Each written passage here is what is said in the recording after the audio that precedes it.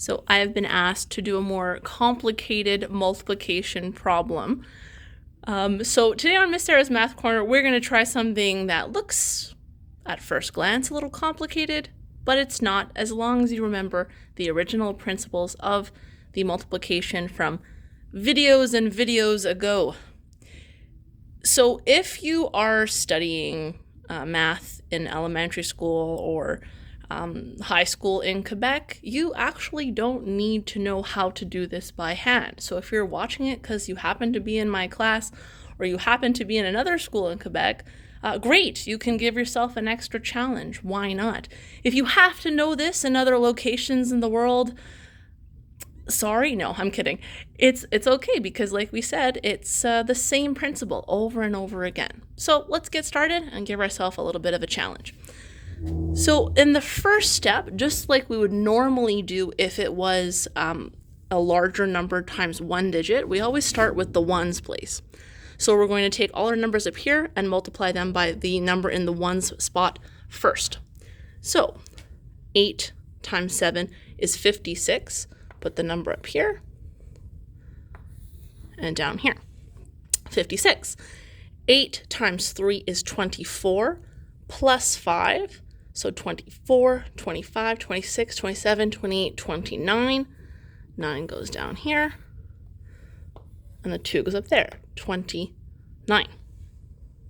Next step. 8 times 2. So we're just going in order here. 8 times 2 is 16. Plus 2 is 18. 1, 8.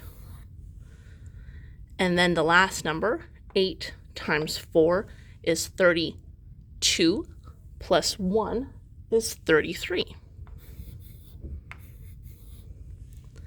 So that's our first step. So imagine we just did 4,237 times 8, and that's our answer right there. But we're of course going to keep going because there are two other digits that we need to take care of. So just like in our older examples, in our other examples in our videos of smaller digit multiplication, we're going to take away some of the things that we don't need anymore. We've already used them. We don't need our little numbers up here. We don't need the 8 anymore. We've already used it. And then another thing we could do is put a 0 down here. This is our placeholder. This tells us we have finished working with the ones, and now we're going to move on to the tens place, which is this number right here. But it's a 0. So lucky for us, that eliminates one of the more complicated steps. So we would literally just start doing the same thing we did before and start multiplying each of these numbers one at a time. In this particular case, it will be 0 every single time. So if you wanted to, you could do 0 times 7 is 0, and 0 times 3 is 0, but you know in the end, it's just going to be 0. So, done. So we're finished working with the number in the tens place. Now we're going to work with the number in the hundreds place. So just like before, we're going to cross off the things we don't need, which we did. We didn't use any of the smaller numbers up here. And just like before, we're going to put our placeholders as well. But this time we put 2 zeros because we're not working with the ones. We're not working with the tens, but the hundreds. So we pushed everything over 2 spots to make it the hundreds place. Remember, the more you keep your work organized and neat in nice straight lines, you'll be closer to the answer because this is simple steps, but a lot of numbers. So if you get mixed up, it's because probably you're not in the right lineup. So here we go. The final step, multiplying the hundreds place. So 5 times 7 is 35. A little bit of a longer way to go down here. So 35. And then 5 times 3 is 15, plus 3 is 18.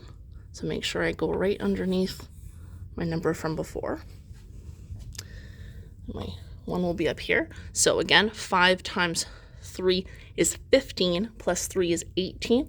1, 8. 5 times 2 is 10, plus 1, 11. There we go. And then 5 times 4 is 20 plus 1 is 21. So before I do my addition at the bottom, I'm just going to make sure all my numbers are lined up.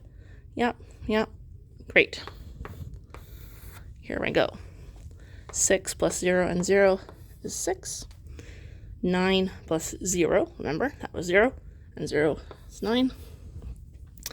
8, 9, 10, 11, 12, 13. This is just regular addition. 8, 9, 10, 11, 12. 3, 4, 5. And then bring down the 1 and bring down the 2. Now, that looks a little messy, so we're going to clean that up a little bit. It's a lot of numbers together.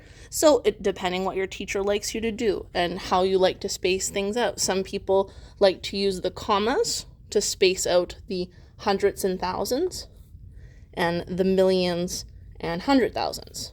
Or you can spread it out with the use of spaces. It works the same way. Either way, your answer is going to be the same, whether spread out or with commas.